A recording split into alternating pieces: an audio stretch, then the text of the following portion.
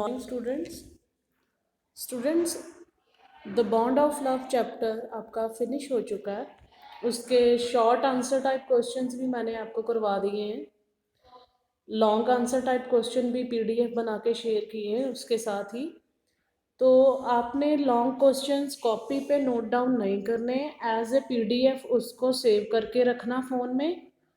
और ये 2 character sketch है इसमें जो कि इम्पॉर्टेंट हैं, इस चैप्टर के क्वेश्चंस बनते हैं लॉन्ग क्वेश्चंस। तो आपको ये समझाना चाहूँगी स्टूडेंट्स, करेक्टर्स इसमें द ऑथर्स वाइफ है, एक इसमें करेक्टर है बाबा ब्रूनो का। ठीक है, तो first of all we will discuss the author's wife character. We do not know the name of the author's wife. सबसे पहले तो ये लाइन ही लिखनी है आपने कि हमें नेम नहीं हम जानते ऑथर की वाइफ का, but she is the central character in the story. वो स्टोरी का सेंट्रल करेक्टर है। We find her to be very much loving, caring, kind, and considerate towards animals। हमने इस चैप्टर में हम ये पढ़ते हैं कि कैसे वो कितना प्यार करने वाली लेडी है, कितना केयर करने वाली है, काइंड है वो। काइंड मीन्स दयाल हो जाती है, मतलब दयालु है वो। कंसिडर करती है, कंसर्न रखती है एनिमल्स के टूवर्ड्स, पार्टिकुलरली जो स्लॉथ बेयर इस स्टोरी में दिखाया गया है, जिसको वो बड़े प्यार से बाबा भी कहती है, उसको तो वो बहुत ही प्यार केयर के साथ रखती जब उसके हस्बैंड उसको गिफ्ट करते हैं, जैसा कि हमने चैप्टर में पढ़ा है। She takes good care of him as if he were her own child. वो उसकी ऐसे केयर करती जैसे कि वो उसका अपना बच्चा हो। It is due to her love and care that the pet bear becomes a member of the family। उस लेडी की प्यार और केयर की वजह से वो पेट बेयर जो था एक मेंबर की तरह ही बन गया घर का। एक जैसे मेंबर होता है वैसा ही वो एनिमल बन चुका था। बिकॉज ऑफ हर अफेक्शन, उस लेडी के अफेक्शन लगाव की वजह से ही becomes playful and fun loving. हंसी मजाक करने वाला और खेलने वाला जानवर वो completely बन गया था पेट। However, she is considerate and does not resent putting him in chains for the sake of the children of tenants। वो लेडी इतना कंसर्न थी that she does not resent putting him in chains। कभी उसको chains में नहीं बांध के रखती थी। जो उसके किराएदार के बच्चे थे वो भी उसके साथ खेला करते थे। She also agrees to have him sent to the zoo. वो उसको जू भेजने के लिए इसलिए सहमत हो जाती है when he grows too big and unmanageable. जब घर में वो जानवर बड़ा लगने लग गया, बड़ा हो गया, बड़ा हो चुका था, तो बड़ा हो जाता है जब वो, तो मैनेज नहीं हो पाता उनसे, इतनी बड़ी उसकी बॉडी हो जाती है। जैसे कि हम जानते हैं कि बैर कैसा होता है साइज़ में, उस तरीके से वो बेबी बैर भी अब बड़ा हो चुका था। ऑथर्स की वाइफ जो थी showers motherly affection on the बैर। बैर को मदर की तरह प्यार, मदरली अफेक्शन मीन मदर की तरह वो प्यार करती थी। ठीक है, यहाँ पे ये लाइन आई तो ये बहुत ही अच्छी लाइन लिखी हुई है। इसी तरीके से इसको लिखना है कि मदरली अफेक्शन था उसको, मदर का लगाव जैसे बच्चे का होता है मदर के साथ, वैसा प्यार वो करती है इसको।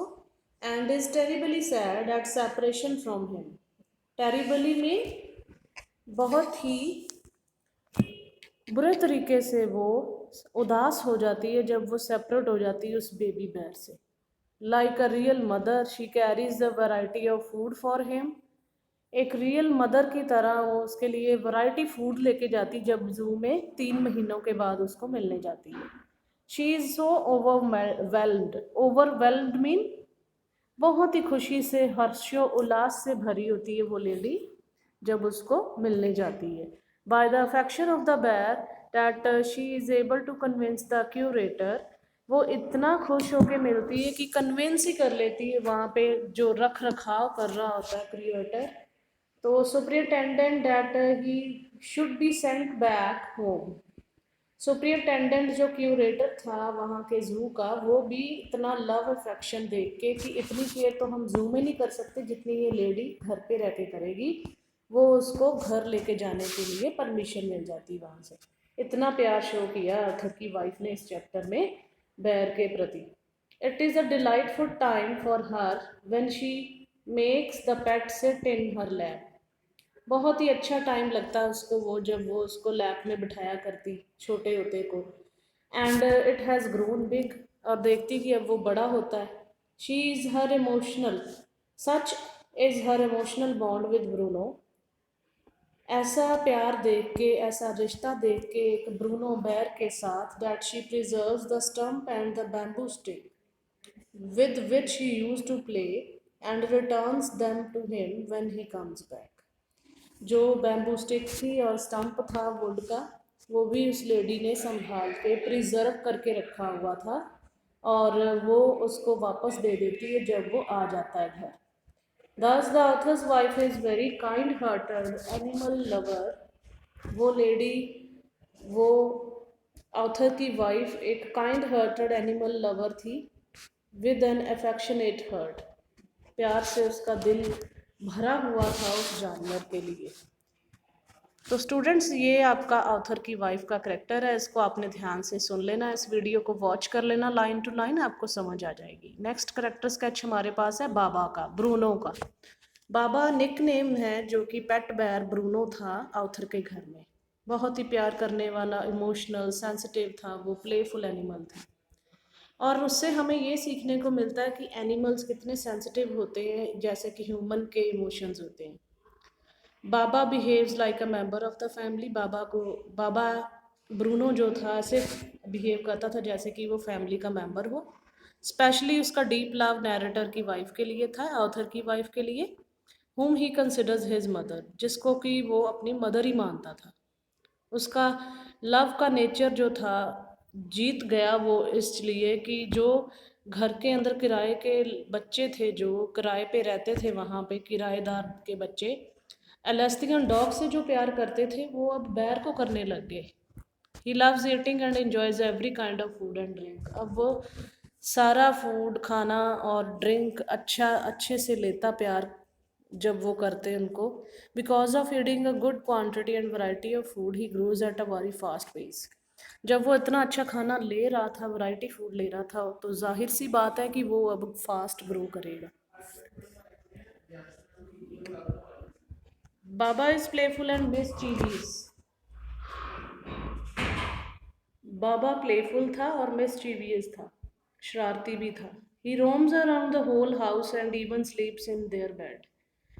एंड वो पूरे घर में घूमता, बेड पे भी सोता वो। उसका सेल्फलेस लव जो था एविडेंट करता था, ये चीज़ प्रूफ देता है when he sent to the zoos, जब वो उसको जू में भेजा जाता है।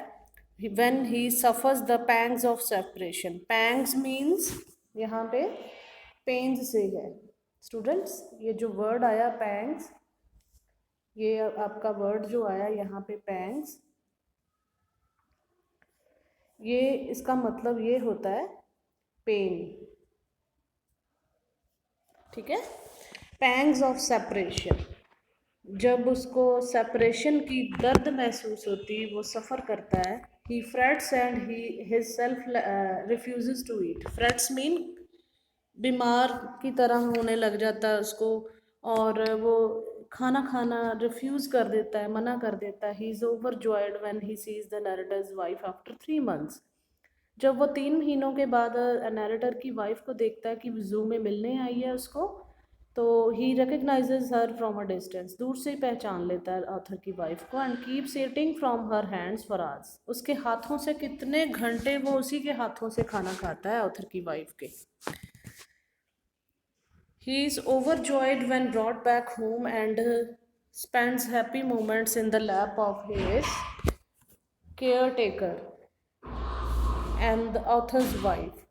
He is overjoyed over Joy हो जाता है वो जब वो घर वापस आता है और बड़े ही खुशी के पल वो बिताता है उस केयर टेकर के गोद में जो उसको बहुत प्यार करती थी, और वो लेडी थी ऑथर की वाइफ।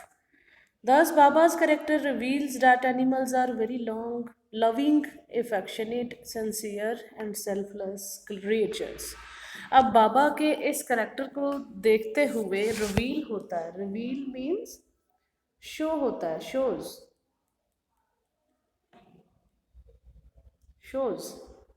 ठीक है। रिवील मीन ये करेक्टर जो है हमें शो करता है कि एनिमल्स कितने प्यार करने वाले होते हैं, अफेक्शनेट होते हैं, लगाव रखने वाले होते हैं, सिंसियर होते हैं, एंड सेल्फलेस क्रिएचर्स होती हैं। अपने बारे में ना सोचते हुए दूसरों के बारे में वो सोचना पसंद करते हैं, ठीक है। तो स्टूडेंट्स आपके ये दोनों करेक्टर्स हो गए जो कि बहुत ही इंपॉर्टेंट है, लॉन्ग क्वेश्चंस में ये आ जाया करते हैं पेपर में, तो आपको इसको ध्यान में रखना है बच्चे। आप लोगों ने ये लॉन्ग क्वेश्चंस बिल्कुल नहीं करने, मैं बार बार कह रही हूँ कि मेरे को पर्सनल मैसेज नहीं आना चाहिए, ये वीडियो ध्यान से देख लेना, आप सुन लेना लाइन टू लाइन। तो आपको ये क्वेश्चंस नहीं कॉपी डाउन करने, इस वीडियो को यूट्यूब में मैं डालूंगी, ऐसे ही सेव रहेगी, आप जब मर्जी इसको सुन सकते हैं। और मैंने देखा कि कल सिर्फ 17 बच्चों ने वीडियो को देखा और सुना है। इट इज़ वेरी रॉन्ग बच्चे, ये आपके ऑनलाइन काम जो डाला जाता है आपके फ़ायदे के लिए। स्टूडेंट्स प्लीज़ इसको ध्यान से सुनो, तभी आपको जो सिलेबस के चैप्टर्स हैं आप उसके गो थ्रू होगे तो तभी समझ आएगी। ऐसे बाद में क्वेश्चन आंसर्स के सिर्फ आप रट्टा ही लगाओगे तो वो प्रॉब्लमेटिक हो जाती है चीज़, ठीक है। Thank you students.